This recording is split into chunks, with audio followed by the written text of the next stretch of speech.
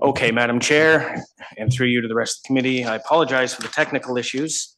We will proceed. The meeting will not be live streamed, but it will be recorded on Zoom and we can upload it later.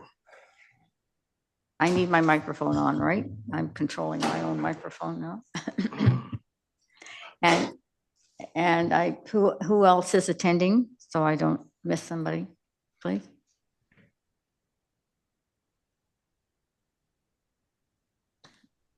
Oh, okay. Arjan, Bob, Arjan and Bob, see you there too. Thank you. And I'm not sure who the other gentleman is. Oh, Michael Miller. Oh, look at you're sideways, Michael. No wonder I didn't recognize you. In a waitress environment. Oh, there he is. All right, good. Got you. Thank you. All right. And further over on the screen, Valerie, is that? Yes. Okay, thank you. I'm just trying to get recognized what I can see on the screen.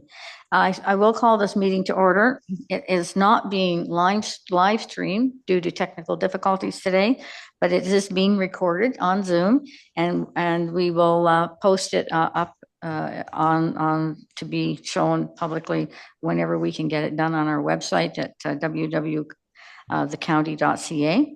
And this is a hybrid meeting with people in person and virtual electronic participation in accordance with the county's procedural bylaw. Okay, so we'll move on to the agenda. To confirm the agenda, that the agenda for the Built and Cultural Heritage Advisory Committee meeting of December 11th, 2024 be confirmed. Do I see a mover for that, please? Thank you, John Hurst. Seconder, thank you. All in favor? Sorry, Madam Chair. I wanted to introduce a new item. Okay. Michael Miller brought this forward. Michael, do you want to introduce it as a new item, or would you like me to do it? Yes. Can you hear me? Yes. Okay, I'm having trouble with my listening volume at my end.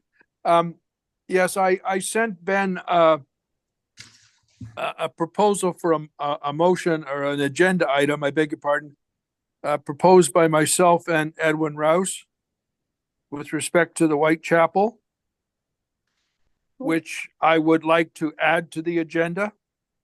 Okay. Ben, where do you want to insert that on the agenda? Yes, Madam Chair, I would perhaps suggest if people need to leave early, why don't we do it after 7.2? Okay. Thank you. So we will consider this an amending motion if Michael wants to move it to add an item regarding Whitechapel after item 7.2 on the agenda. Yeah, okay. Thank you. All right, now the agendas have been amended. Sorry, Madam Chair, we'll need a Yes. second for that Yes. amendment. Yes. And Second, yeah. Okay. then a vote on And the then a amendment. vote on that amendment, adding to the agenda, that motion. All in favor? Thank you. And now we'll go back to the agenda. And again, it was John that proposed the agenda and then seconded by, yep, Ross, yep. And that's good. Everybody's in favor. Thank you. Okay.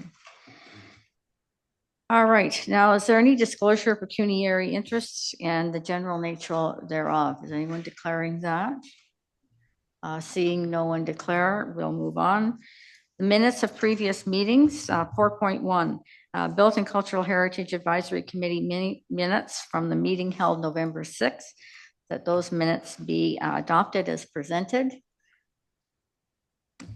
Does somebody want to move those? I'll move. I'm happy to move it. Okay, thank you, Edwin. But I have some amendments I want to suggest. Are they grammatical or?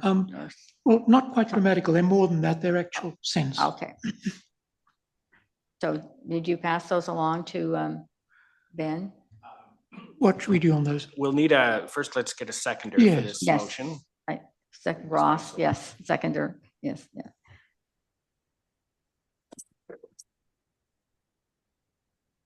So, So should I proceed just with my suggestion? Okay. It's in relation to 7.2, the CHO conference. Second last bullet reads adaptive heritage, which should really read adaptive reuse of heritage buildings. other amendment? That's the only one. That's the one. Yeah, Okay, that one. all right. That's the So one. can anyone else with suggestion, amendments to the minutes? Seeing none, I'll call a vote on that. So they will be adopted as presented. All right, I see. Okay, good. Madam Chair, I'll yes. abstain since I wasn't at the meeting. Oh. Oh, yes, of course. Yeah. 4.2, Right, yes. the Built-in Cultural Heritage Advisory Committee minutes from the special meeting held November 20th, 2024, that they be adopted as presented. Do we have a mover and a seconder? John and Sam for a second. Oh. And do we have any amendments or corrections for those minutes? Madam Chair, just one. Members of the Heritage Designation Working Group were invited to the training session. Liz Driver attended and would like her name noted as being an attendee at that meeting. Okay. That's. We don't need a motion for that to be added. All right, so do I call the vote on those minutes? All in favor, I hope. Yes, thank you very much. That one passes. And I'll abstain again since I wasn't attending. I wasn't on the committee at the point. Yep. So now 5.1, Ben, an introduction of the new committee members. Madam Chair, there have been some new appointments to this committee and other committees. This might be a moment for everybody to, the new members to introduce themselves and the existing members to introduce Okay. themselves as well. So which do you want to go first, the new members or the ones that are sitting here? Up to me. Well, all right. So let's start with the existing committee members. We'll go from Ross and we'll go around this horseshoe, and then we'll get the ones on the meeting by Zoom. So Ross Hamilton joined as of the current term of council.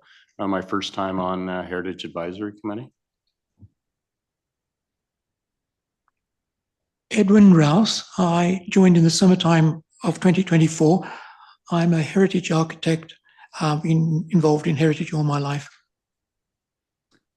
I'm Sandra Latchford, and I'm the chair of the committee currently. I came on board at the very beginning of this newly formed committee, which brought all together the other committees that were there into the heritage umbrella. And I am the chair of Glenwood Cemetery Company and the president of the Prince Edward County Historical Society and a few other things, but that's somewhat of my background. John? And I'm John Hirsch, the counselor for South Marysburg. This is my second term of council and the second term on this committee, and have a particular interest in regulatory matters. Like someday we'll have the ability to enforce terms of heritage permits. Thank you. Now, Arjan? Yes, so I joined earlier, like, last year sometime. I remember the application form. And also on the street naming committee and the cemetery group. Okay. Always entertaining. All right, thank you. And Michael? Yes, Michael Miller. I joined with the present term of council. Previously, I was on the Community and Economic Development Commission and the County Museum Board. And I've been a long time member of Macaulay House Executive. Okay. Thank you. And now we'll to our two new members. Ben?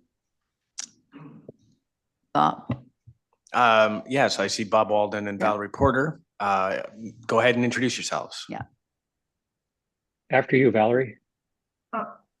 Hi there, I'm Val, and I'm newly appointed just this December here, and living in the county for a couple decades now, doing business and entrepreneurship, and I studied in the sciences a bit with a deep interest in architecture, and I'm just bringing some, a pool of minds together, I guess, to see how we can build and Prince Edward County and make it more interesting place to be. Thank you. Bob?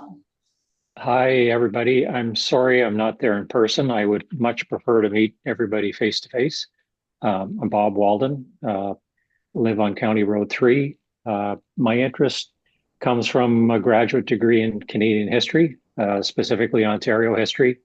And somehow that led me into building pipelines and being a mediator for wind farms, mineral developments, forestry, and primarily working with local communities, both non-Indigenous and Indigenous. So I'm very interested in history, culture, heritage, but particularly where there's an intersection with reconciliation. Thank you, Bob. And Sam. Sam disappeared from the screen, so I apologize that I didn't call on you. I'm here. My hair is not on point today, so I have to be off screen. But yeah, counselor for Ameliasburg, Ward 4. It's my first term on council and first session here with this committee. And excluding Val, I'm here to bring down the average age of the committee. Yeah, that's really helpful. Thank you. Thank you. Thank you very much. Okay, so we'll move on in the agenda, and hopefully we'll have another meeting where we can all maybe come together and in face, but and outside maybe, which would be untelevised, I guess. But anyway, we'll move on to comments from the audience. Are we have any of that? Okay, thank you. Okay, so the next item is 7.1, Heritage Map and Geographic Information System demonstration. And we are welcoming Grant Hopkins from our GIS department. Through you, Madam Chair. To you and the rest of the committee, thank you for having me here.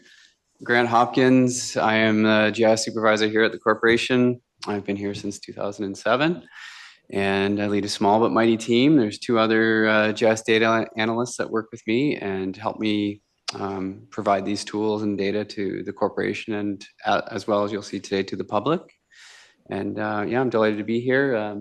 Ben and I were chatting and he thought it'd be a good opportunity to show how some of the heritage data is displayed on the viewer. It may not be widely known, so thought we'd give you a demonstration today. And I'll try to keep things quick because I know you're a little bit behind here today. So please stop me as I go through this demonstration if you have any questions as we go.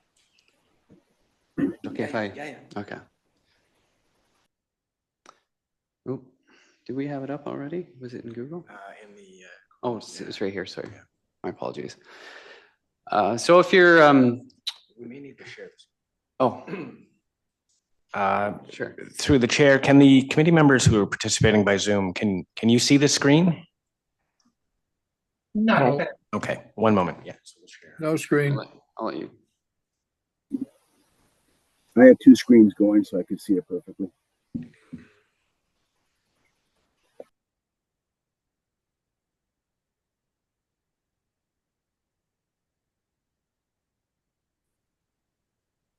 Yeah. There we go. Got it. Can I get this out of the way? Right there, right? There, that'll work. Okay. Thanks for your patience. You can see the screen okay? Yes. All right, Yeah. perfect. So if you navigate to our main county website, there is a search function.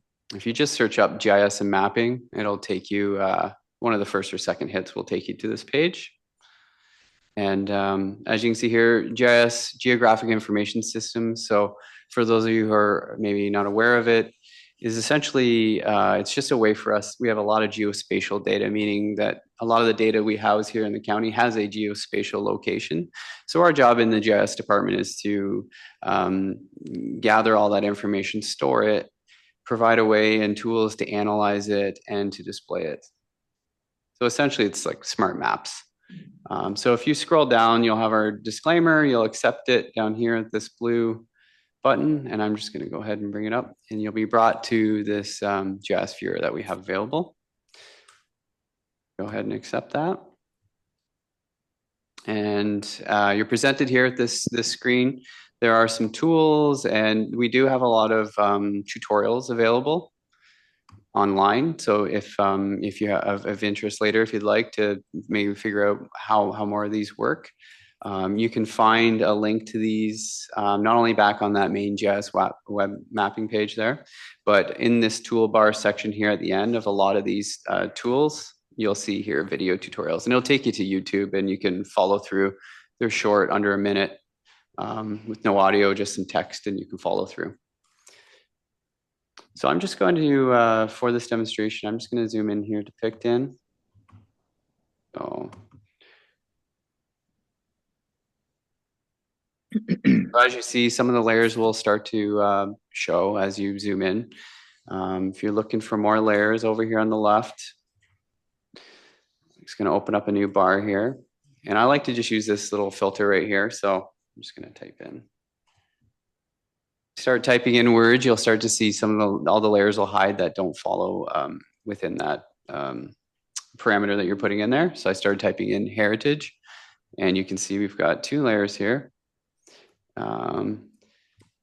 Please note that this will be updated to just say Heritage Conservation District, because now there's one in Wellington. So we just need to update the mapping to say that. So if you were to zoom in on Wellington right now, you would see that. Ooh, let me just move this around. You see this blue kind of hazy polygon in the background here. That's to show you what's within the Heritage District. And like I said, we will have it renamed so it says Wellington. The other layer that you saw I turned on there. Go back in here.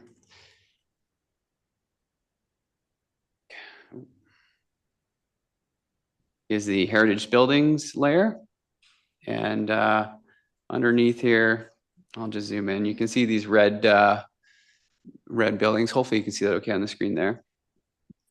These are buildings that have been designated as heritage. So I'm just left clicking on it. There are identify tools here as well that you can use. If the left click isn't working, you can come in here. And as I mentioned, there's a lot of video tutorials on how to use these tools.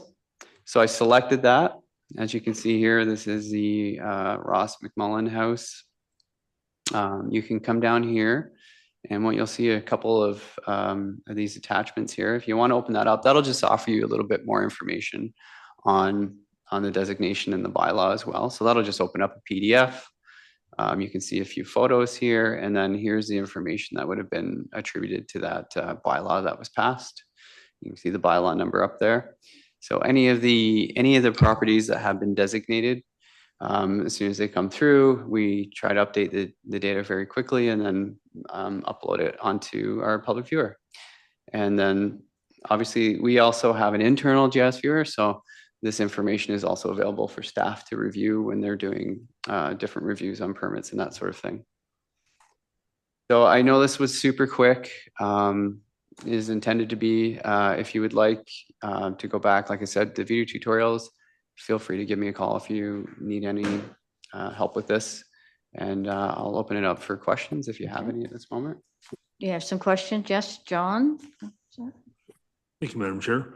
And thank you, Grant. That's really useful. Of course, I've been with you before doing learning, but this heritage map that was included with our package is something I haven't seen before. And just a question, it says at the top that this is selected buildings, landscapes, and properties. That's to say it's not all of the heritage designated properties necessarily on that map? Do you have a copy of it? Sorry, I didn't bring it with me. Sorry. I have to, for you, Madam Chair. Yes. We had a wonderful summer student this year redesign this map for us. So that's why I'm not like pulling this off the top of my head right away. Selected buildings, landscapes, properties. Yeah, so I think the intent behind that message was just to recognize that not just these buildings are the only cultural heritage that exist in Prince Edward County. So we wanted to have a note there saying that this is just a representation of a certain aspect of the history of Prince Edward County. We wanted to recognize that there is, Indigenous history here.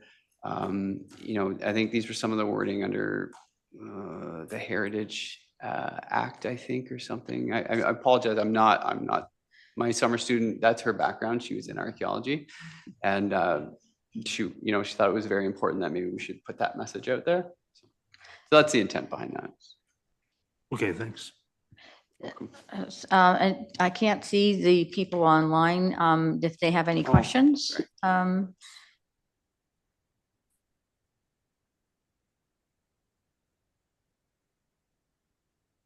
They're putting their hands up to ask a question. Without pictures, it's futile. There we go. So, all right, do we have any questions coming from those of you on the screen? I don't see any. Madam Chair, I've got one more question, if I may. Grant, having a title like selected isn't going to actually help people who are doing heritage research. It would be much better if we could get it to the point where it was all the designated buildings, which are the ones which are identified under the Ontario Heritage Act, because then we'd know that pattern, and that's the wonderful thing about these things, seeing patterns. That could be, that would be really helpful. At the moment, if it's selected, I would know, because I'm familiar, I'd be able to tell what was what, but somebody coming new to it would not have that and would not know quite what this was conveying, what it was trying to convey. Through you, Madam Chair. Absolutely, and you know what? This is not a final. If the committee would like to mark up these maps and all of you get together and talk about what kind of feedback, and we're totally open to this map is for you and for the people. So by all means, please provide us with feedback, and we would love that. That would be very helpful. Yeah. Thank you. I think it would be very useful if all of the designated properties were on the map. There, I think about 105. Emily, it was 99, and we've been designating them quickly. So the total is now up over 100. I think that, and we do have the 911 numbers for every one of those buildings. So they're easy to find now. Before we had, when the Settler's Dream was written, they didn't have civic numbers. So that task was done, and some that were torn down. We can also give you the number of civic number where they were, and then that can be listed as they were missing, maybe. That would be helpful. So if we could do that, and I suppose that would be like a summer activity for a summer student or something. Would that how you were working with the student last summer, helping for that project? Through you, Madam Chair.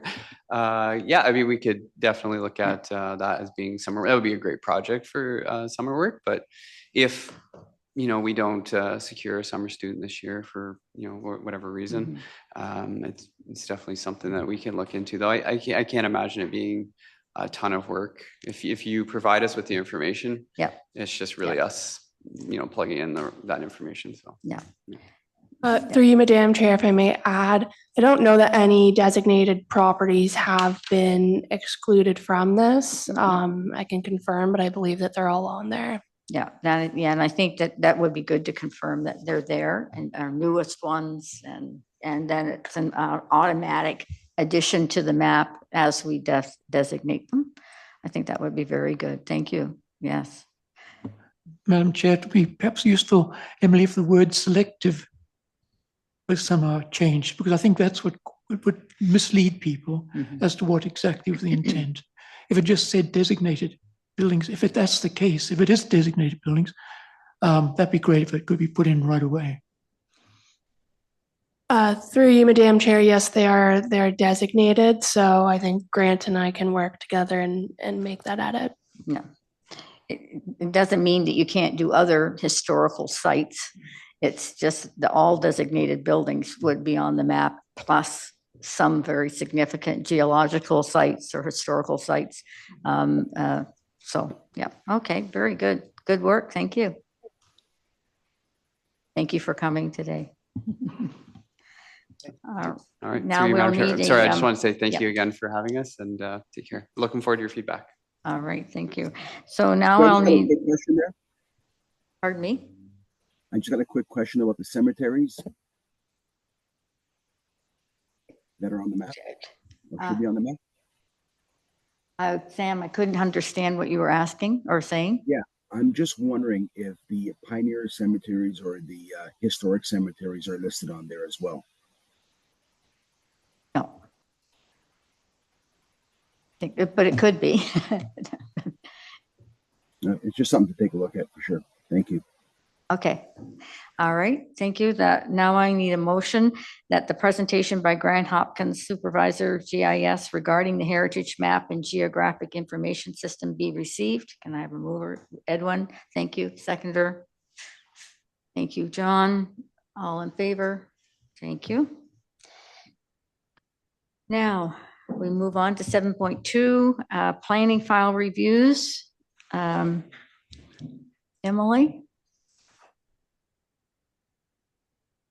Through you, Madam Chair, I was not prepared to speak to these files. They're not my files. Oh, okay. All right, Ben. Madam Chair, let's begin by putting the motion on the floor that's on the agenda. And then we can speak about it. What, which, Let's put the motion to receive on the floor and then we can speak about it. okay, so the motion that the Built and Cultural Heritage, that long one with the technical, okay. That the Built and Cultural Heritage Advisory Committee discussion regarding planned draft of subdivision application file number 13T24504 base 31, Village A, and draft plan of subdivision application file number 13T24505 base 31, County Road 22 and Kingsley Road be received. So the mover and the seconder, then we can have a discussion. Edwin and Ross, okay. All right, so the technical circulation will be 13T24504, technical circulation 13T2504, and heritage permit task team comments. All right, Edwin. If I could start, Ben, by just asking you to amend, I've got 504 and 505 back to front. 50, let me get it right here. 504 is the village and 505 is the base. I've got it round. In our report, our task team report is back to front. If I could just ask that that be corrected. Yeah.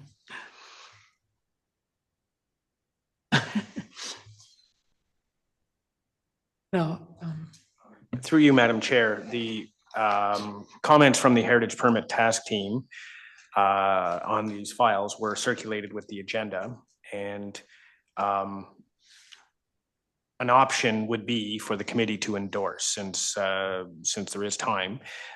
So the option would be to put an amending motion on the floor to endorse the comments. I have language if you'd like.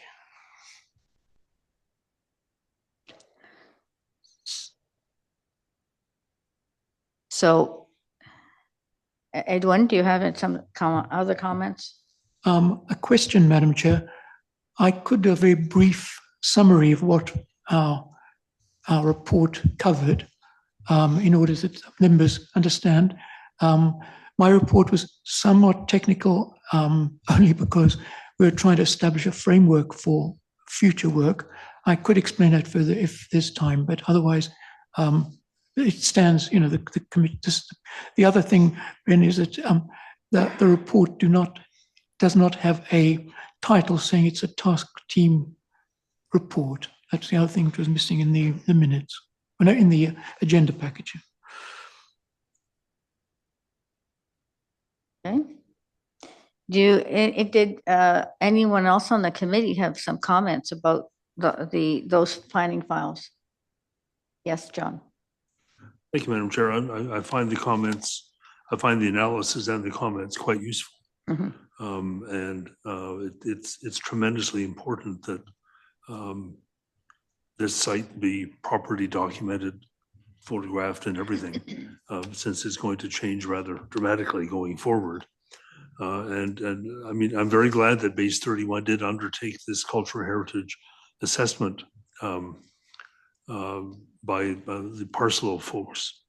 I would just might add one thing more, Ben, to the endorsement, that perhaps we also endorse the recommendations and mitigation options from the Parcelo report, which go beyond what the task team has suggested, just to show that we're in agreement. One of those recommendations is, and this would all be at the cost of Base 31. It doesn't cost the county anything.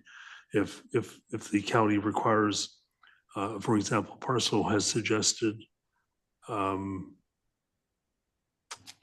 that a cultural heritage evaluation report is recommended to fully document the property and provide a statement of significance, which goes beyond this assessment that they did with this report.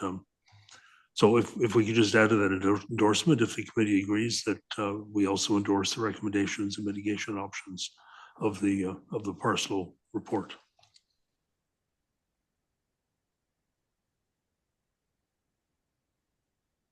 So, Madam Chair, is the committee comfortable with understanding it as we have presented it in written form, or do they require any further sort of elaboration at all? Well, that's the question. I'm just waiting for Ben to get some motion ready as amended.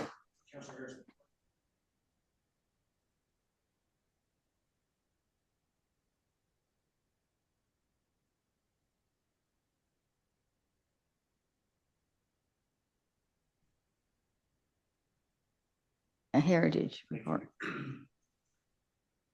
Yeah.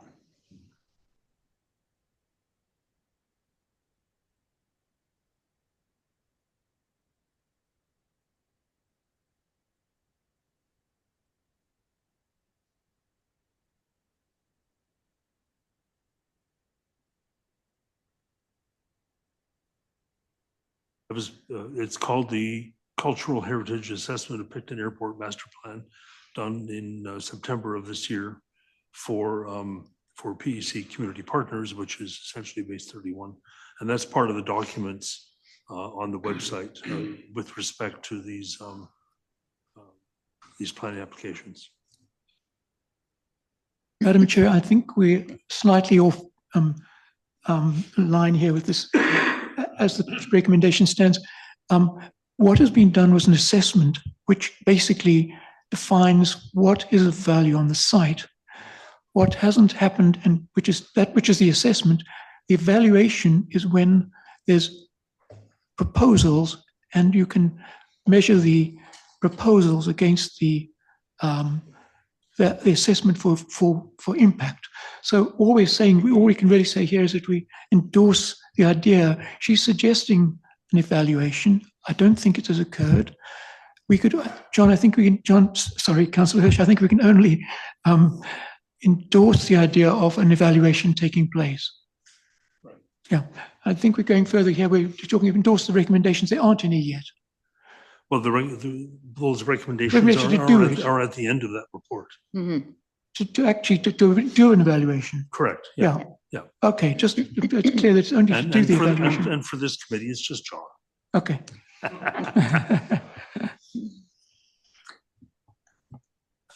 I'm just going to share the screen here so the people on Zoom can see the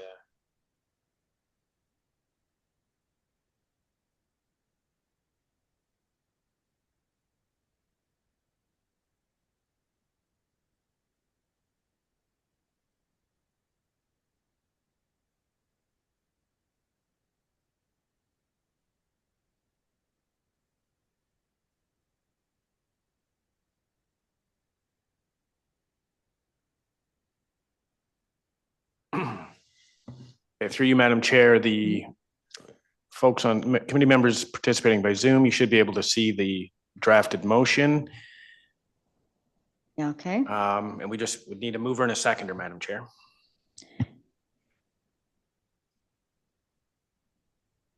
so we have, everybody read that, is that correct? Is it, okay? And John is a mover and Edwin is seconding. Edwin Rose, okay, and now if I can call the vote and everybody agree? Okay, I think, all right. I can't see everybody, but if anyone has the sending, speak up and say no, but, okay. Madam Chair, Yeah. pardon me, this, as we discussed it a moment ago, this would be an amendment to the motion on the Yes. agenda. So the main motion is on the floor. Yeah. So these clauses would be added to what's presented in the agenda, what was put on the floor. So we just need to call for a vote on the main motion. Yeah, on the main motion, yep, as amended, yep. So we have that vote on the floor. Is everybody okay with that?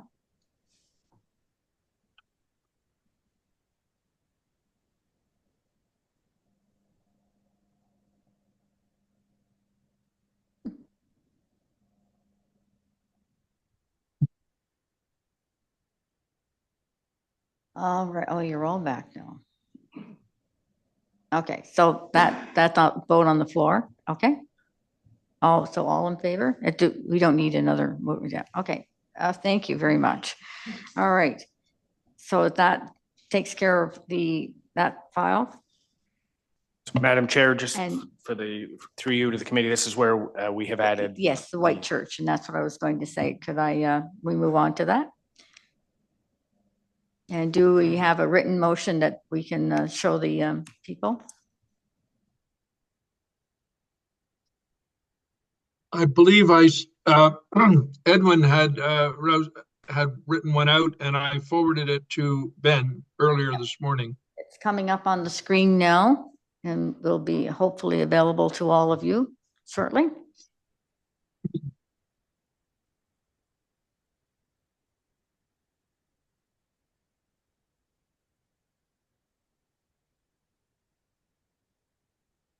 Nope.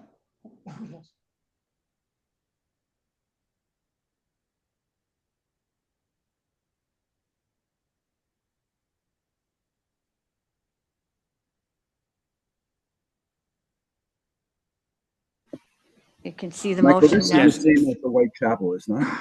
The White Church is the White Chapel? Whitechapel, Okay. which is very close, of course, to the Picton Terminal development. So Through should we the look- chair to the committee, what you're seeing on the screen now, the bolded section at the bottom is the text that Michael and Edwin sent me this morning before the meeting. I have tidied it up a bit to sort of fit the normal phrasing of motions, since I believe the committee would have to ask council to direct staff to investigate doing the heritage impact assessment.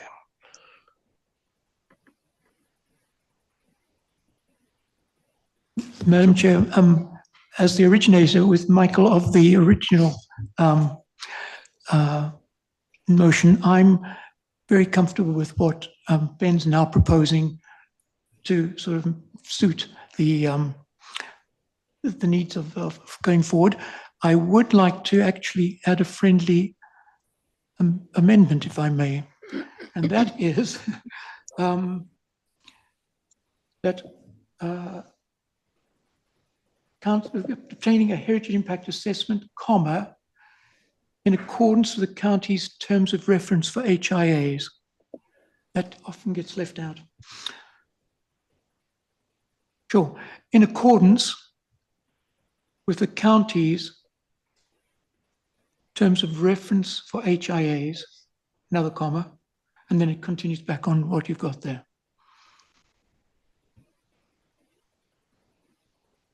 That's correct. Yeah, thank you. All right. Madam Chair, I could do a very brief background on why we are suggesting this, if I may. I'll keep it brief, I promise. One moment, just Yeah. procedurally, if Yeah. it's we're gotta be entertaining on the this, let's floor. put the motion on the floor. Yeah. Oh, we and haven't then put on the can floor, discuss. sorry. Okay. So I was going to just ask for a mover and a seconder, if this motion, if you've got it all read, okay? Ross and Edwin, okay? All right, everybody, it's on the floor now. Edwin, Ross and Edwin, yeah. Now we can have a discussion. Emily, do you have something? Yeah, through the chair, if I may, I'm wondering, is there any open applications for this property, or has the owner indicated that they're looking to demolish a structure, anything of that nature? No, they're not wanting to demolish it. They're concerned, as Edwin will explain more fully, that the pounding of the rock and dynamiting a rock, I think they're doing, is actually hurting the foundation of the building.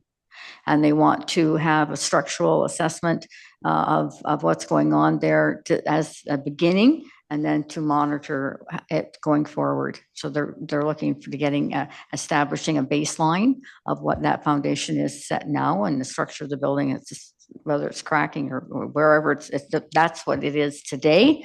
And then after the blasting, that they will be able to record if there's any damage done. Great, thanks for the clarification. Okay, Edwin, do you want to? Thank you, Madam Chair. Just very briefly. So to all of the committee, this chapel, Methodist Chapel, is the oldest known Methodist chapel in Ontario, possibly in Canada. It's in a remarkably original intact condition, lovely little building with all the characteristics of a Methodist chapel, with high pulpit, a balcony. It has the most beautiful multi-light windows. The building is basically a framed, very strong timber frame. The problem is it sits on a rather soft foundation made of stone with lime mortar.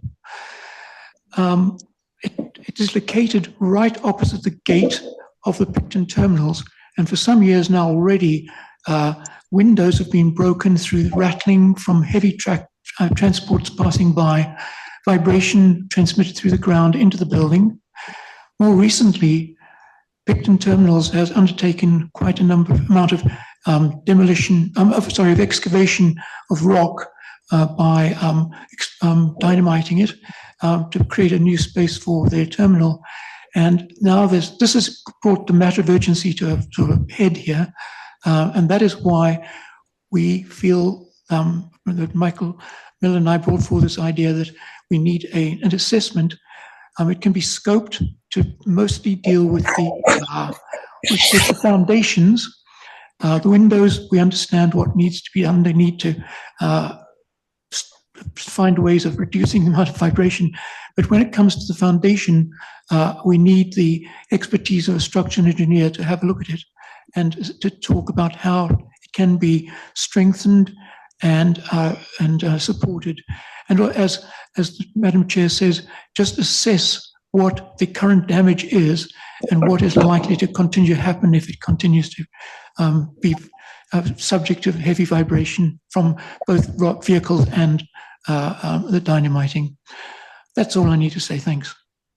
Thank you. Does anyone have questions for Edwin or just comments on this motion? Yes, John? Thank you, Madam Chair. Just a question, Edwin. I think it's a good idea to do this assessment. The building is certainly at risk currently.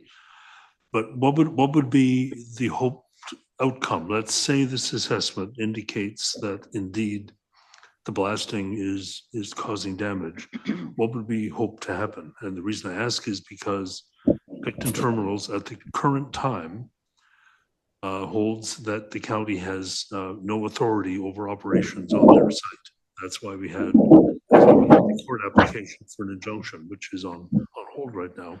And the terms of settlement with Picton Terminals, which calls for perhaps the minister, Minister Calandra, to approve an MZO. There's nothing in that MZO that would protect this either. So I'm just wondering what the hoped outcome is. Councillor Hirsch, the issue is that if we did have a definitive report explaining damage or potential damage, the county has a responsibility, obviously, under its own bylaw to protect its own designated property, right? And I wondered if that would have any impact or influence on the settlement in any way.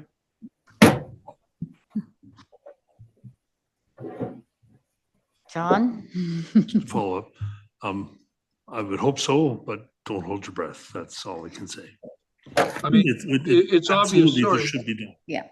I think, Councillor Hirsch, all we can do is establish that damage is definitively happening.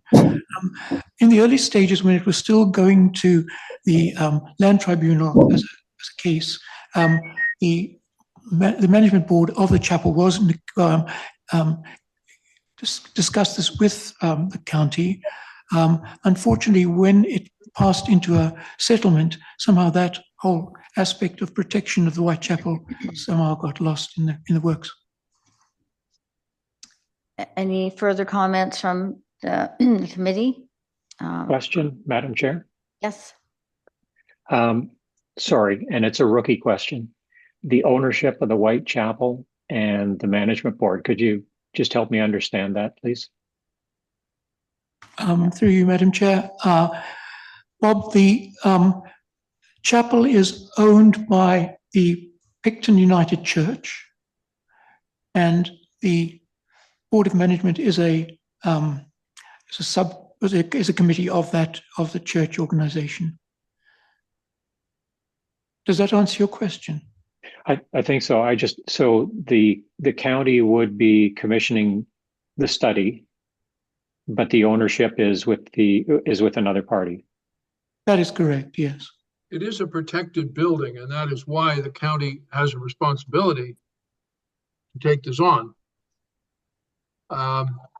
And it's clearly at risk. In fact, I think it's beyond risk. I think it's in danger of collapsing if this continues. I think if you wanted to get a worst case scenario, between the vibration, the dynamiting, and the prospect that for the future years this is going to continue, one has to recognize that this building, particularly as Edwin pointed out, with the foundation and its lime mortar, which is of course, old and vulnerable. The question is, people maybe have to realize what real danger is involved in this heritage, in the future of this particular heritage building. What we can do about it, Michael, I'm not arguing the motion. I'm just trying to understand the facts. I take John's point that we may not be able to do a heck of a lot about it, given the various legal and other ramifications. But I think it's a matter of awareness at the very least, and whether protection of the Whitechapel figures into any kind of negotiation that going forward that can be made, or any kind of encouragement. With Picton Terminals, I understood that there was some idea about building an alternative road, which would not involve coming down past the Whitechapel with large numbers of trucks. But I don't know whether that in fact is a reality. Perhaps John has a better idea on that. John, do you have any idea on that? Yeah, we don't know yet. Part of the terms of settlement were that Picton Terminals was going to attempt to acquire surrounding properties. And if they succeeded in acquiring the appropriate properties, they would then be required to build a new road out to 49, which would indeed avoid the chapel. Yeah. Sadly, though, that wouldn't impact the dynamiting issue, which only seems to be increasing, not decreasing. And they might even, with ownership of more property, they might undertake dynamiting even closer to the church than is now the case, which would be the worst case scenario. So I'm guessing that as a minimum out of this assessment, perhaps some remedy would be suggested as to how to rebuild that foundation in a way that would resist damage through vibration like that. I don't know. Okay, Edwin, you have a comment? Thank you for the final comment. The vibration damages caused at certain, I don't want to get too technical here, but certain frequencies, by grouting the foundation, filling all the cavities that were formed over the years, probably as the soft mortar has been washed out. If they were to be grouted, you can change the frequency of the vibration effect on the chapel. Certainly for road vehicles that could work. Dynamiting is almost impossible to compensate for. Thank you. Thank you, Edwin. So are we ready to vote on this? Yes, Emily. If I may just ask one more question or just clarification, has the owner of the Whitechapel consented to this process? I think that we can, yes, that they've brought it to the attention of Edwin, and they don't act as a board independent of the United Church, so they're representing that, and yes, I'm sure that's been done. Yeah. Mm-hmm. Okay, are we ready to do the vote? I'll call the vote. All in favor? Excellent, thank you. All right. Okay, now we're going to go into 7.3, update on the Wellington Heritage Conservation District implementation plan that the Belton Cultural Heritage Advisory Committee discussing regarding the update on the Wellington Heritage Conservation District implementation plan be received. So have we any questions or for that plan or comments on it? Just get a mover and a seconder for that motion, and I'll provide a brief verbal update. Mover, yep, okay. Thank you, Edwin and Ross. Oh, well, Michael will second that one. Okay, through you, Madam Chair. There was this was on the agenda last month as well, and there's been a subsequent meeting. So there's a team of members from the clerk's office, from GIS, from planning, and from CSPI, Community Services Projects and Initiative,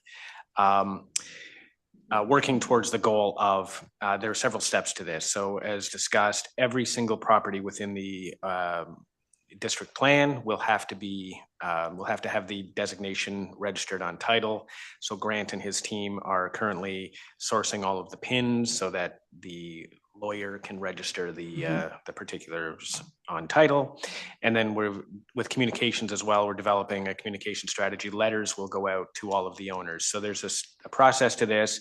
There's been another meeting of the team and the jobs have been assigned, but in the upcoming weeks, we anticipate that we'll have these registered, and then letters and an information packet will go out to everybody who lives within the district, reminding them of what it means to own a property in a heritage conservation district. I can answer some questions if you've got, but. Yes, John. Thank you, Madam Chair. Ben, would the committee be given an opportunity to see that letter before it goes out? No, it could be soft, it could be hard, it could be somewhere in between in terms of warning people. Yeah. But I think from our standpoint, the letter would want to point out, here are the wonderful benefits of owning a property in the Heritage Conservation District, but here are your responsibilities, what you need permits for, blah, blah, blah, that kind of stuff. My safe answer through the chair is to say that I will confer with the team about the best approach to this, and but we are trying to get all bases covered. So your point is taken, and allow me to take that back to the team. Okay. Thank you. Any other comments or requests for the team that's going to work on that? What question, Madam Chair? If I could just ask Ben through you, and I'm sorry, it's another rookie question.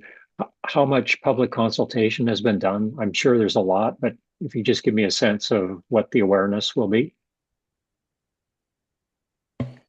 Through you, Madam Chair, and I may tag in Councillor Hirsch to Yes. speak to this, but there was public consultation going back several years. And then there was an appeal to the OLT, the Ontario Land Tribunal, about it, and that took some time to resolve itself, but it was resolved relatively recently. So there was substantial public awareness consultation, but it is by now a year or two old when it was done. Is that? Yes, the Councillor Hirsch. Thank you, Madam Chair. Yeah, it's actually, that consultation goes back to, I'm going to say 2021 and part of 22. In fact, it was one of the last acts of the last council in 2022 to approve the Heritage Conservation District. And all that information is on the Heritage page on the website, including the plan, which is quite an enormous document. Yeah, as Ben said, there was an appeal, and that's taken a long time to work its way through the OLT. Was settled largely in the county's favor. The county was not unhappy with the result. So now it's implementation time, and I personally fear that many people will have forgotten that this was happening. And many people who were potentially involved at the time had no idea of the responsibilities that they now have as owners of properties within a Heritage Conservation District. There's 150 so contributing properties which have responsibilities under the Act. So it's kind of a big deal. Yeah, it's going to be a careful rollout of our information to make sure that it's positive and not looking threatening. That's going to be, yeah. So supplemental follow-up, Madam Chair. So would there be any kind of communication go out before the letters, just to, because ownerships may have changed, and as you say, it's now 2 or 3 years old. So rather than people getting a letter out of the blue that they may not have expected, even though there's quite a history here, is that a consideration that the county might want to take? Through the chair to Bob, I believe there was a public service announcement put out by the county's communications department once once the OLT appeal was finalized, and there will be more communications efforts. But this next process is to reach out to everybody who lives within one of these affected properties, and provide them with an update of what's going on with the process, give them notification that the designation has been registered on title, provide information. I know Emily has been reworking FAQs for the website, and there will be more information available on the website as this all rolls out. And the idea is so that when people get the letter, if they have questions, we can direct them to the right place to answer the questions. Thank you, Ben. Anybody else have questions? Madam Chair, my apologies. I have to leave the meeting now. Okay. A lot of things I'd like to discuss, but unfortunately I must be away. Okay, thank you, Edwin. Any other comments on this topic or questions? All right, so that we will have the vote for this motion.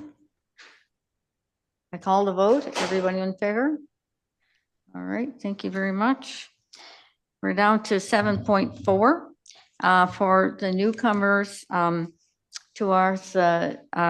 We have several different tasks that we do. I hope you've looked over our work plan and seen how much work that has been assigned to this committee. And so we often go into groups of a task force or a working group to handle some of the information and bring it back to this committee. Then we make recommendations for it to go on to council. And so we have a regular reporting back of some standing working groups and task teams. And some other teams have done their job and disbanded, and we're waiting to be assigned some other work. I just think will be coming down the pipeline pretty soon. So the task teams are going to report back today. The Heritage Designation Working Group will make an oral report on what's happening with their group. So let's hear from them. Michael? Well, I don't know. We haven't, I don't think, apart from the recent designations that were announced and so forth, I don't think we have anything else in the pipeline at the moment. It's an ongoing process with contacting homeowners and discussing with those who've expressed an interest about designating their homes, their properties as heritage buildings. I think it's been a bit slow. The pace was cut down because the government, as you know, extended the time frame to 2027. So the urgency that we felt a year ago was somewhat undermined. I've spoken with a couple of homeowners just myself individually, and they weren't, just to sort of gauge their enthusiasm for the whole idea. And I must say I wasn't getting much. They didn't appear to have great interest or didn't see great advantage in doing it, shall we say. Okay. I think we will find incidental people, one here, one there. We'll get a few. It's important that we maintain the communication, and I think at some point we'll have to send out another letter. You don't want to badger people, but at the same time, just to maintain awareness. And a point that was raised by Bob with ownership changing, perhaps new owners would be interested in becoming aware that the property they've purchased would be eligible for heritage designation. But, you know, and Ernie, as you know, has finished his term as chair of this committee. So that, Ernie Margetson, so that's also been a bit of a shift. Okay. I guess Emily?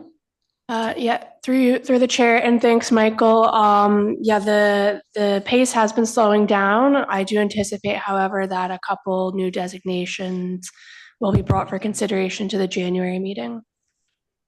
Okay, good. Well, we really did work hard when we were under the threat of it being stopped, and we had to get them done, and we did a good job, and the committee worked very hard. So a little bit of a break there, but I think it will pick up too. I think I've heard one inquiry from a person who is, I've sent along the line of getting it to your table, and I hope she perseveres and goes that route. So I think the coming spring can be a time that people like to look at this option. Yeah. Thank you very much.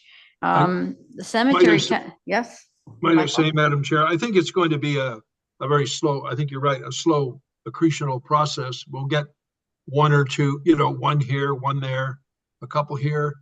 I don't think there's going to be a flood, shall we say. But we should continue the. Well, it's when I looked at the statistics over the past years, there were some years that 3 or 4 years ago by nobody would come forward to want their home designated or buildings or anything like that. So I think the pace went really quickly, and we did well clearing out those who were really eager. And I think a steady pace would be fine because it's sometimes a difficult decision for a homeowner and or not. But I think what I hear from them is they don't really see that it gives any particular advantage to doing it. Yeah. And on the off chance that it might limit something they want to do, they are reluctant. Yeah.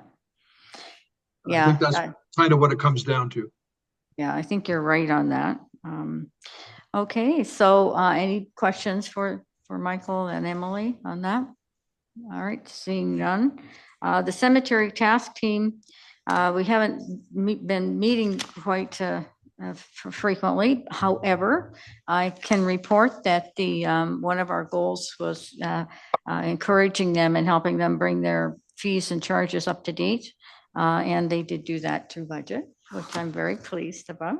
And now we will start afresh in our meetings in the January and get moving on a master plan. Yes, John. Question, Madam Chair.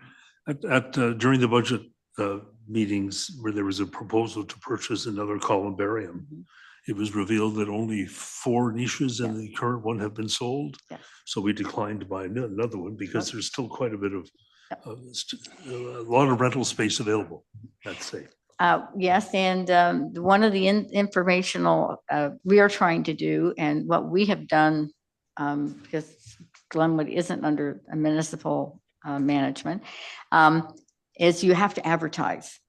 If you're not in the funeral business or burial business, you don't realize you really do need to advertise your product, and we're going to work on that for you, and get your advertising material, marketing, and it's a very specific marketing activity because it is a touchy one, and it's not like you are going to change buying your bread from a different provider based on goodies and how it eats. It's a positive. It's a touchy and sensitive area, so the marketing is.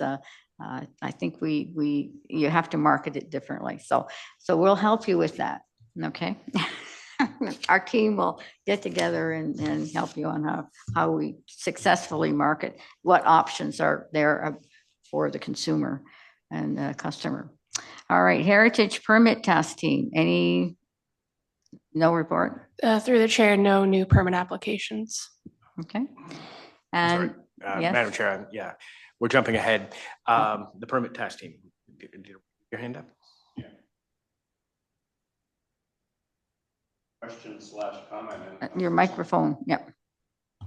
Sorry, that's like a question or a comment. And unfortunately, Edwin's not here, but he did write, I think, to myself and Michael Miller at least a couple of weeks ago about the Magpie building and the cleaning that was underway. And I don't know whether there was a resolution on that, but I see Michael has his hand up as well. Yes, Michael? I've had another discussion with Edmund about this, and I think what it came down to, and I'm prepared to be corrected here, that we established this Heritage Conservation District in Picton. We established various standards and rules about how updates and modifications and repair work was to be done. But it appears that there is no enforcement provision. Madam Chair, through you, if I could interrupt. Yes. Can we defer this conversation to the work plan discussion? Yes, Because we have responded. Ben and I have looked at the questions you've asked, and in the work plan, we will show you how this method is coming through there. Can we talk about it there on the work plan? Because there's a special line for that. Yeah, okay. I think Edwin's concern, as you know, was that what do you do with people who blatantly just ignore whatever it is you're doing? And we will explain to you in just a few minutes what, why, and where, because we do not have authority to do that now. Yeah, and that begs a few questions. Yes, well, that's we've already been. You remember we had the lawyers come, so let's do that in the work plan where you can look at this where that is on the work plan. Okay, all right, good. So now, can I have a motion to receive the updates from the oral updates from the working groups and task teams? So it's kind of a mover and a seconder for that to receive it. Thank you, Ross and Rod. Bob? I can't read print on the diagonal. So anyway. It's Bob. It's Bob? Okay, all right, Bob. Thank you. I get Robert if I'm in trouble at home, so. I'll remember that. Okay. Okay, we're all in favor? Yeah, thank you. All right, now, master list of permits, Emily. Through the chair, we don't have any new applications. Okay. All right, that the updated master list of permits be received. Mover, seconder, okay, John, Counselor John and Ross, and all in favor? Okay. Now, work plan discussion. And this is where we go through our work plan. For those of you who are new, we've had this devised the work plan at the very beginning of the committee being established, and we are working our way through all the topics. So can we have the work plan on the screen?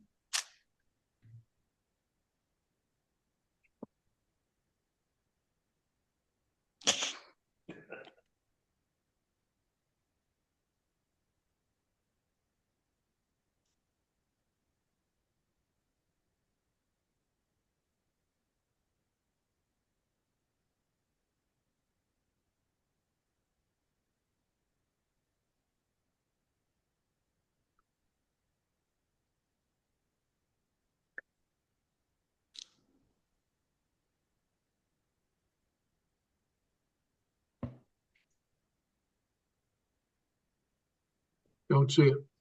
Oh, bear with me one moment.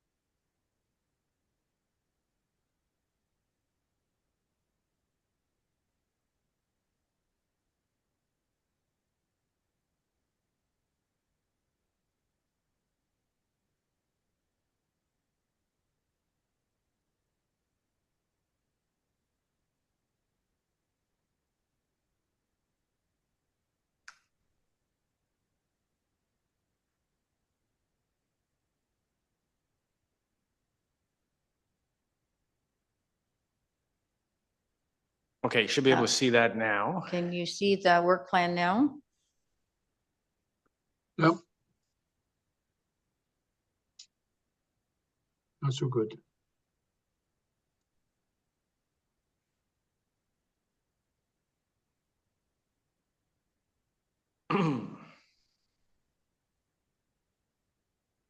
Yeah, Michael, do you see that?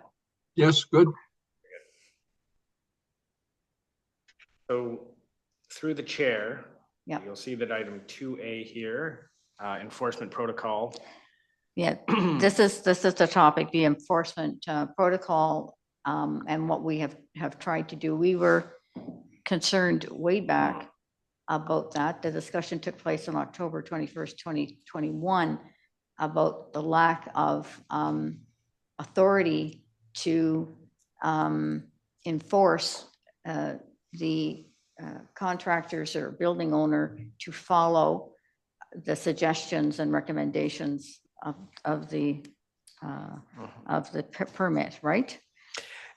Through you, Madam Chair, to the committee, if I could remind, I believe what the municipal lawyer, Sarah Vial, proposed was that revising the property standards bylaw to make protection of heritage designated attributes property standards, so that there would be enforcement procedures and perhaps administrative monetary penalties that go along with that. That is, I understand, in the pipeline, in conferring with Sarah, that there's a review of the entire property standards bylaw. So we are now looking at Q2 of 2025.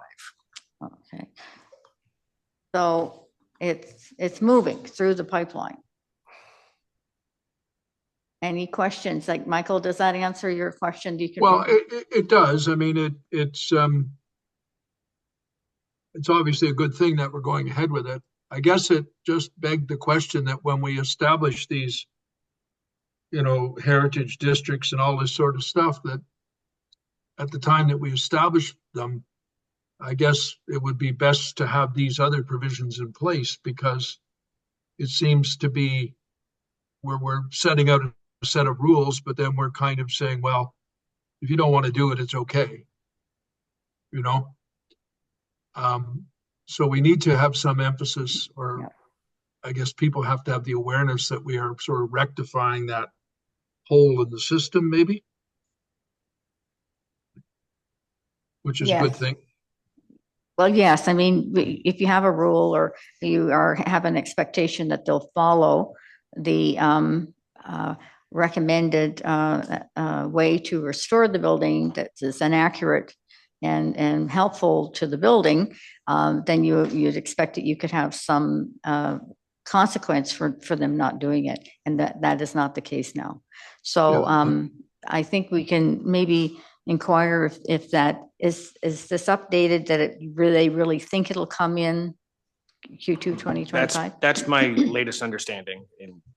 Okay, so we'll just have to keep our eyes on it and hope it goes along and lobby some of the counselors. Yes, John. Thank you, Madam Chair. I mean, I'm wondering, Ben, if it would be appropriate for us to, there's a whole lot of pieces to that property standards bylaw. This is only one of them.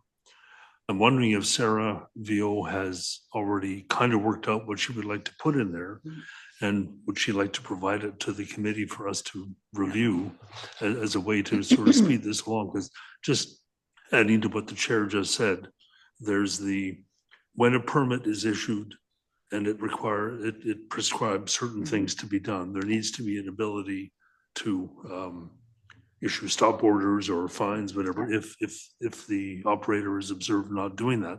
But one step ahead of that is people undertaking alterations to buildings without even applying for a permit. Yeah. And applying for a permit is required first, and there needs to be penalty for that too. So, I mean, if Sarah has done something and would like to run it by us to review, I think we'd be happy to do that. Through the chair, certainly I can confer with Sarah and Okay. pass that along and invite her back. All right. So Michael, that's okay with you? You're comfortable with that? Yes, I mean, the best thing we can do is to keep it moving forward. Yeah. And be aware that we need to make these provisions. Yeah, so it's really, I think it's a really important issue to get through, and we've been pushing it and pushing it, and we'll keep pushing. Yeah. Do you want to go through the work plan item by item, Ben, for the newcomers, or? Through you, Madam Chair, there's at the top are some issues, planning file reviews, which were discussed today. So updates will be made to the work plan. So you'll see that next month. The enforcement note, the minutes passed earlier. We did the heritage training session. That was an item on the work plan to provide heritage training to the committee and members of the community. So. And you've made that available, that when we had our training session on that, available to our new committee members? Yes, that is available on the county's Yes. YouTube channel. It was Yes. held as a meeting of this committee, so. Yes. It was very informative. Yeah, for the new members, I can send you a link to the YouTube channel, and then you can see all of the old committee meetings. Yeah. Pardon me? Even better than the council. Oh, yes.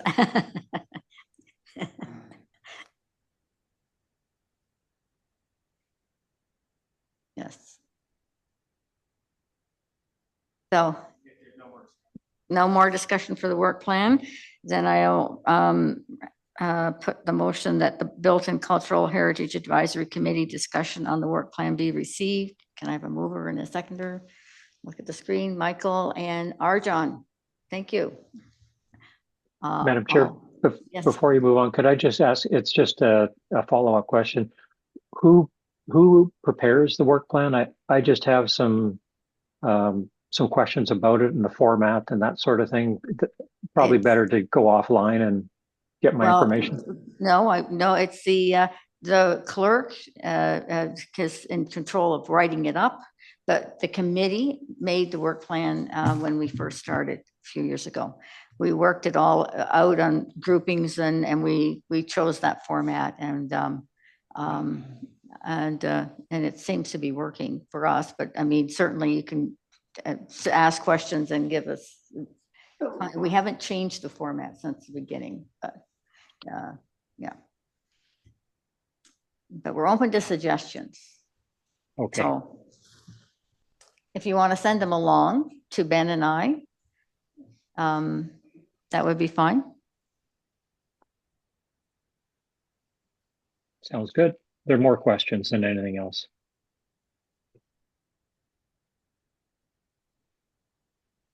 Okay, can I call the motion for this, the work plan? Oh, Madam yes, Chair? yes, Yes. Val?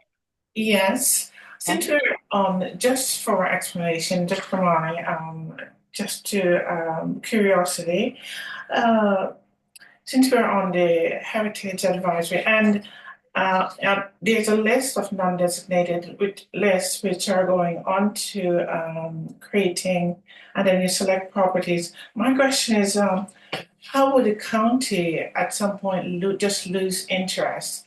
And what form do you follow up with the client or with the homeowner to say we're no longer, after listening to the comments on the White Church?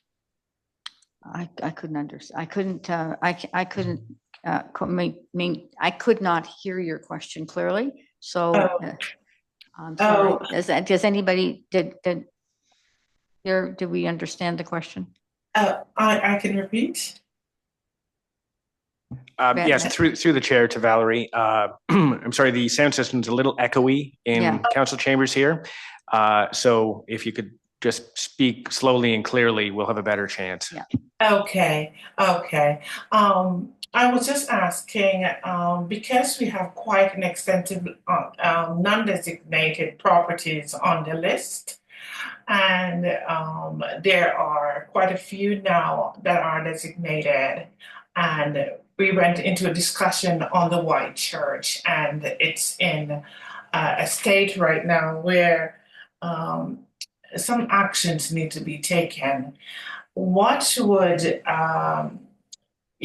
constitute a requirement then, if you will, to say for the county to lose interest and go back into non-designation mode and with follow-up letters to the homeowners to say, I'm no longer interested, etc.?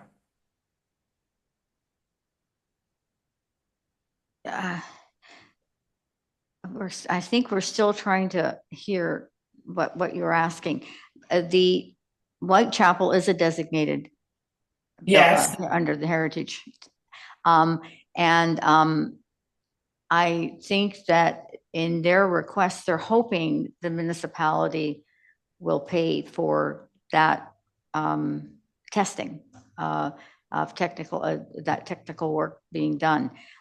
I am not aware of any bylaw that makes it a requirement for the county to aid in, any designated building. I mean, I think if they've designated it and it's gone through, then maybe there looks like something like that. But John, Ben, so then, Madam Chair, then the county would keep all the listed properties on the list then regardless, and it's just a process of going through that list. No. Yeah, John. Okay, now I understand. Perhaps to clarify, the famous list, which when we started a year and a half ago, was about 111 properties, and we've designated a dozen or so, I think. Yeah, we sent letters out. We've sent letters out twice now to all of the property owners. And indeed, some came back to us and said, I absolutely never, ever, ever want to designate my property. Please take it off the list. So we're doing that. Those who have not responded, their property stays on the list. Those who said, well, they might be interested at some point, they stay on the list. But by the end of 2027, the province requires us to eliminate from the list all those properties which have not yet been designated. So Yeah. that was established in Bill 23. And that's why we're working on that list. But indeed, those who don't want to be on the list, we take them off. There are two lists, and I want to make this clear. There is a list of 99 people when we started, properties that were designated, had full designation. Then the list that we started with were those that people had suggested should be designated. And that was the list of over 100 properties and buildings and whatever, cemeteries. People figured they should be, they had heritage value and they should be designated. And that's the list that we were working on in getting people, asking them, do you really want to go through this? It wasn't a list that the homeowners all sent to us. That wasn't that way. It was somebody would just say, we think this building's old and it should be there and we should get on there. So those that don't mistake that list for the designated, the ones that are actually designated and have been registered in bylaw they're probably about 110 now or 109 now. After there were 99 when we started, and then we've added how many, Emily? Through the chair, 7 properties or 6 have been designated since the process began. Since this, okay, 7. I thought it was more than that. We did 4, then we did 3. Anyway, it's about 10. So that list is officially the designated properties. Then we're still working with the other list where people just thought they should be on there. Like then someone would say, well, I think we should have the granary mill and consequence should be on it and they should be considered. We should ask the owner. And so that's just the wish list. And so there are 2 lists. Yes, Michael. I think we actually had over a couple of hundred when we went On out that list. around the county with the Settler's Dream and we took photographs and submitted all these lists. Yeah. But it's entirely at the option of the homeowner. Yeah.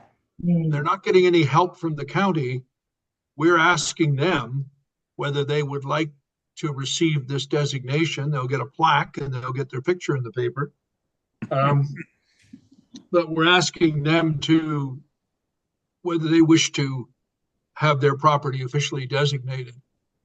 We don't provide any inducement, financial or anything like that.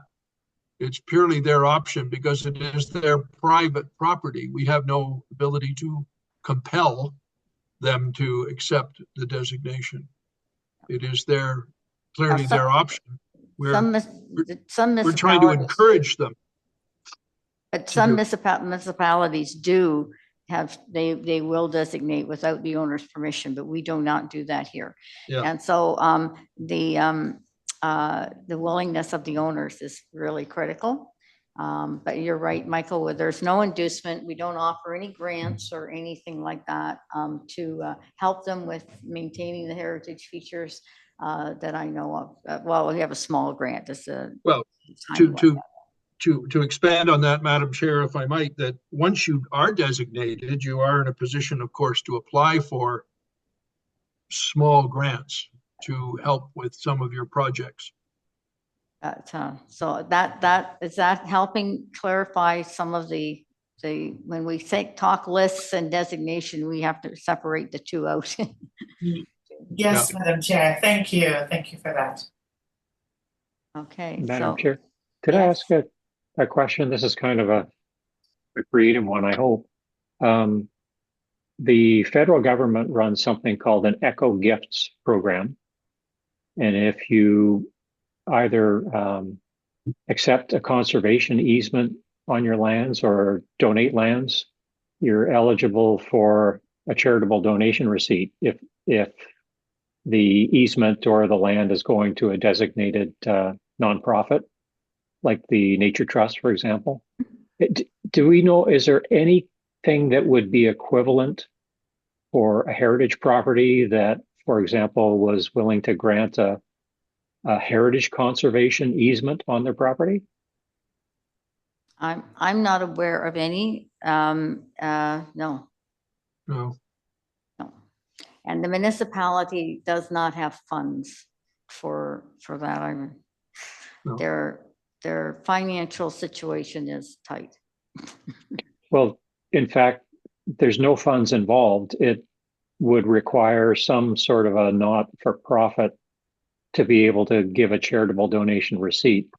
And that's basically the value of the easement that the landowner is granting. But I just, the only reason I ask is it's a nifty program for land conservation. I just wondered if there was an equivalent for heritage conservation. It sounds like no one's thought of it yet. No. No, there's one on farms that they do. Farming land can go into conservation and maintain, be farmland, but not heritage that I know of. Yeah. Okay, so the work plan, did we got to vote on that? Yeah. Yeah. Okay, Built Cultural Heritage Advisory Committee report to council. Madam Chair, just a reminder, this is Pardon me? just a reminder, Madam Chair, this is just a brief discussion about the report you will give, and just to update the committee that you will be giving the report to council in the new year. Yeah. Oh, yeah, I'll say that we will do it. You're telling me I will do it? As a diplomat. As you've done in the past. Okay, thank you. Right? And the date will coordinate with the clerk's office about when that. All right, so we make an annual report on our activities to council, and they quiz me, and the committee members can come along and answer some questions if there are questions. So that's the annual reporting thing, and that will take place in January or February. So we save the time when we get booked to do that. So that the motion is that the Bilton Cultural Heritage Advisory Committee discussion regarding the 2024 Bilton Cultural Heritage Advisory Committee report to council be received. So we prepare a report and circulate it to you, and I just summarize our activities and what we've done. Kind of mover and seconder. Yeah, sure, let's have mover and seconder. Thank you, John and Michael. Thank you. And all in favor that we do our report to council? Thank you. The schedule of meetings was circulated as well, and I think it looks good.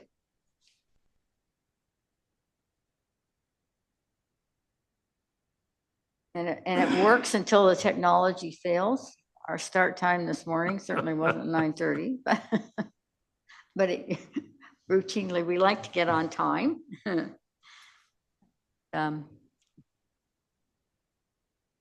Okay. If there, So- motion to. Yeah, motion proceed, to please. receive the schedule for 2025. Mover, seconder. I see Ross Valerie. and Arjon. Okay, or I didn't see Valerie. We'll do Valerie to make sure that she's on our minutes that you're here. Give you a first of that. Okay, so everybody in favor? Yep, thank you. Any questions about the schedule? No? Okay. The meetings will continue to be hybrid? Through the chair, no, they will continue to be Zoom. There is, it's direction by council that every committee be given the opportunity to hold one in-person or hybrid meeting. But the majority of the meetings will be in Zoom. And through the chair, if I could just address the new members for a moment. If you can't make a meeting, please send me an email at the clerk's office, and you can copy the chair as well, but we do prefer to know ahead of time if you're sending your regrets. Question to the calendar invitations, are they when we accept, are they coming through all right? Through the chair, Bob, I got your note this morning and I haven't had a problem with it. So, Okay. but that's, that's fine. I'll monitor that for you. So, if especially the new members, but any member can call me or email me with questions or suggestions at any time. I'm always welcome input, and this is a new committee structure for us. I don't know if you realize how much they changed the committee structure, and we've been working away on it, and I think it's going to work. But when you change things, and there's always a little not just going smoothly, and it's but I think we've got a lot of work done, and I think the committee, I'm really proud of the committee members that have worked so hard to move us along, especially with those designations. They worked really, really, really hard. We did a big job on street naming, getting names in for that. We worked hard on that. So I think we've made a lot of progress, but it has been bumpy at times, but I think we're smoothing out now, except for this morning. Technology. So anyway, any questions? I hope you'll enjoy your time on this committee. Thank you, Madam Chair. All right, so our next meeting date, January the 8th. That will be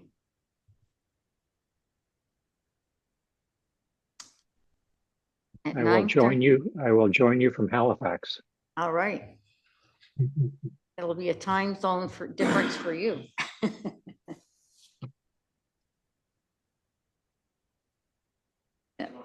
A motion to adjourn. Yeah, Rob, Don't good. move, Madam Chair. No, we all motion to adjourn. Pick a name. Lunchtime. Bye-bye. Have a good holiday. Bye now. Thank you. Same to you. Thank you. Okay. Bye. Talking a snowstorm.